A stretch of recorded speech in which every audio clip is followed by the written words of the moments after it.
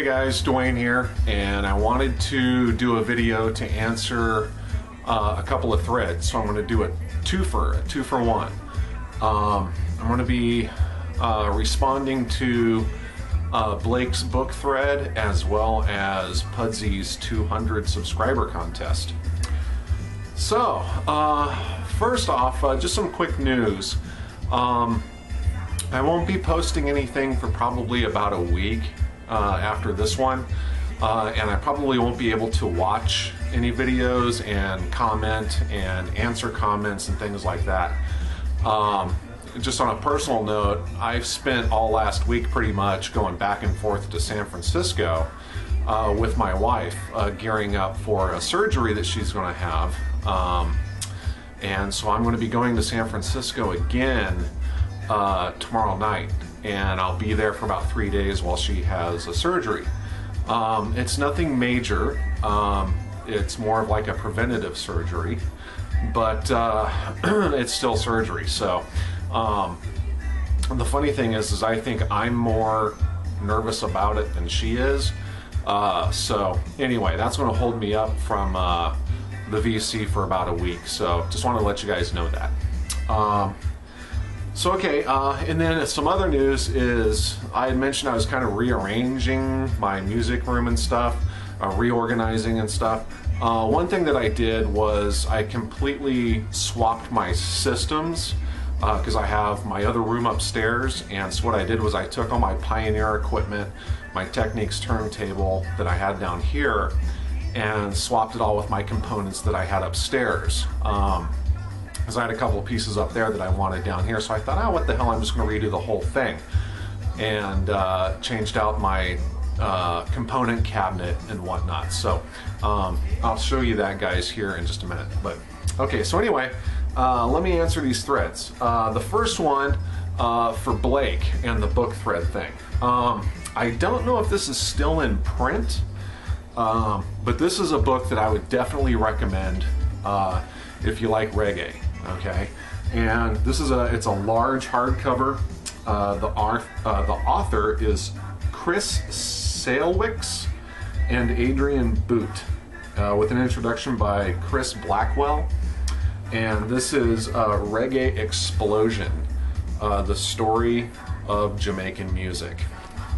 Very thick hardcover book, and this is just killer, man. This takes you through the whole history of reggae. This retails for $49.50, or it did. Like I said, I'm not sure if it's still in print or not.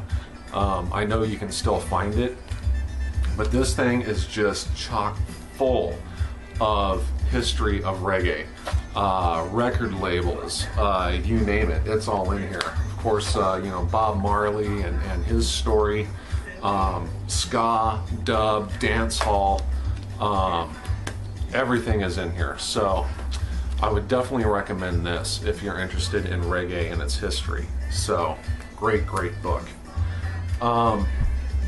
And this one, for people that collect heavy metal music on vinyl or are starting to collect on vinyl metal, this book is essential. And unfortunately, it was only published once for 1 year, and it's Martin Popoff's Goldmine Heavy Metal Record Price Guide. Now, this came out in 1999, so you know, this is like my Bible. I love this book. Don't reference this for the price guide portion, because of course the prices are completely wrong, given it's, well, 99, 20 years old now? 20? No, 11 years old now. But it is just, I mean, from some of the most underground metal bands to, you know, the most commercial metal bands.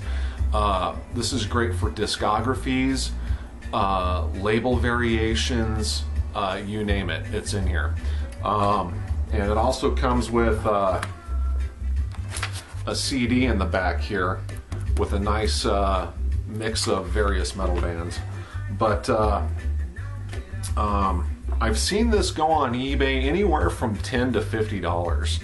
Long out of print. Like I said, they only made it for 1 year, which sucks. I wish they would do an updated version of this, because of course since 1999 there's a lot of new bands out there, but still an essential book. So that's that. Now let's see, I'm going to answer Pudsi's 200 contest thread.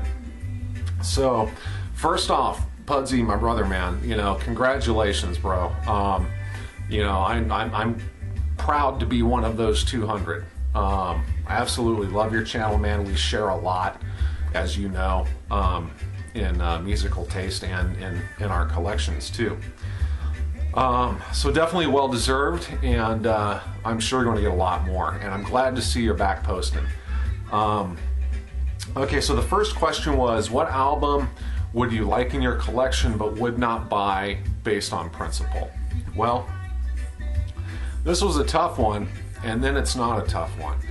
First off, I agree with you 100% on the Pink Floyd single box set. I was the same way. I even made a video about that. You know, would I love to have it in the collection? Absolutely. Will I ever buy it at the retail price? Absolutely not. So for what album would I want in my collection but would not buy on principle? I'm going to cheat a little bit, and I'm going to say pretty much everything that released on the last record store day, except for the Dream Theater, which I bought because that album was priced correctly. Everything else, in my opinion, was just, well, go back in my videos and watch my video called The Cash Cow, and you'll get my meaning on that. So I won't buy any of those unless I find them used at a decent price or they're on sale or marked down. But yeah, that's a whole other story. So that's my answer to that one. The second question, singles, 45s, yes or no? Yes. I don't go out of my way to hunt them down, but if I see something, I do buy it. So, you know, I do have 45s, yes. Number 3, are you obsessed with anything else other than records, vinyl records? Yes, I am. This is one thing that I've never really talked about. In fact, LJ, Biosite 1, and I kind of made a comment back to each other a couple videos back on one of his vinyl updates video, and the subject of the movie Alien came into play in those comments. Well, since 1979, when the first movie came out, I was 10 years old. And pretty much since I saw that movie, I've been obsessed with it, and the franchise for that matter, but more so the very first Alien film. And I am a huge collector, and I'm also involved in, there's a few Alien collector websites out there that I'm involved with. I have a very extensive collection on the Alien franchise, from props to memorabilia to what have you. In fact, I have some photos of my collection that I'll show you here.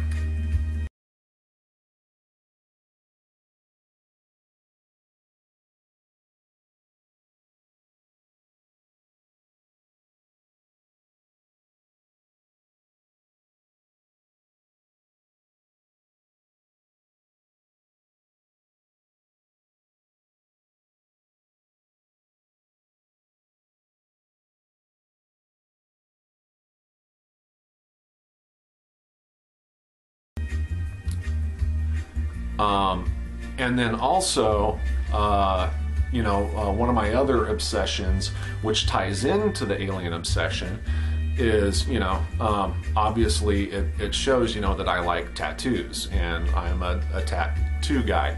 My back is a work in progress, so to speak, that's been going on for the past, I want to say about 5 or 6 years.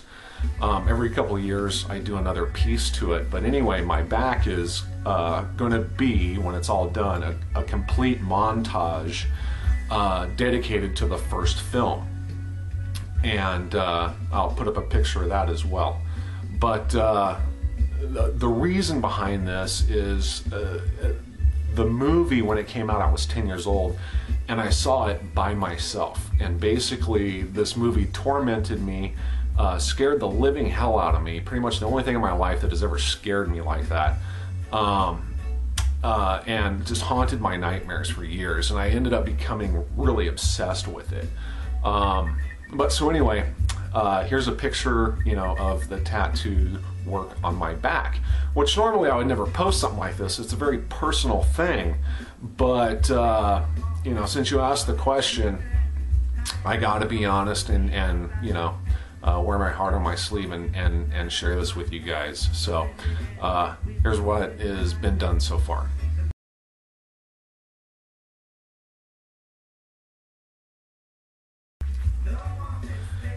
And then the last question is, have you ever bought an album based on the cover art? Yeah, actually, and it's how I discovered this band. You know, once again, back in high school, I was working at the record store. I think I've actually mentioned this before.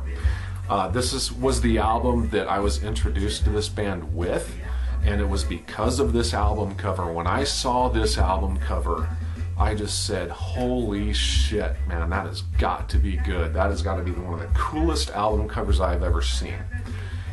And it's Merciful Fate's Don't Break the Oath. You know, when I saw this, man, I just said, that has got to be good. You know, the title, the name of the band, and that picture is just, it screams the album right there. This is the 180 gram remaster reissue. The original has different back art, but yeah, this was the album that introduced me to Merciful Fate, and it was because of the artwork. So there's your answer to that one. And then so okay, I'll end this real quick with I'll show you what I did. First off, what we're listening to, because of Blake's book thread, is I'm spinning some Identity all in one. This is a great reggae band. I'm not sure how many albums they have. I have a couple. But yeah, really, really good stuff.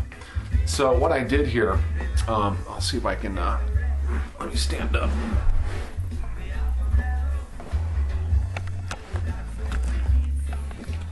So here's the new rack set up here.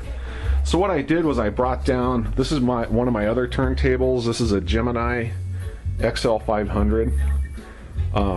That's Identity spinning on the Mango label there. So I brought that turntable down, and these are the components that I had upstairs. It's a Harman Kardon amp. This is my Sony CD and Sony mini disc recorder. Mini disc is great. I love mini disc. So there's that, and then this is and this plays 3-inch CDs also. This is a standard Sony 3-inch disc player, and then my Technics dual cassette. So I brought these components down and hooked them up here and moved all my Pioneer stuff upstairs. So, and then up here I still have my reel, and then some other vinyl boxes there. What I'm doing with these is, now like the new stuff that comes in, it goes in here till it gets cleaned and played and listened to and sleeved. Then it moves over here, and then it gets worked into the collection. So anyway, guys, that's it for now. I'll see you all in about a week. Peace.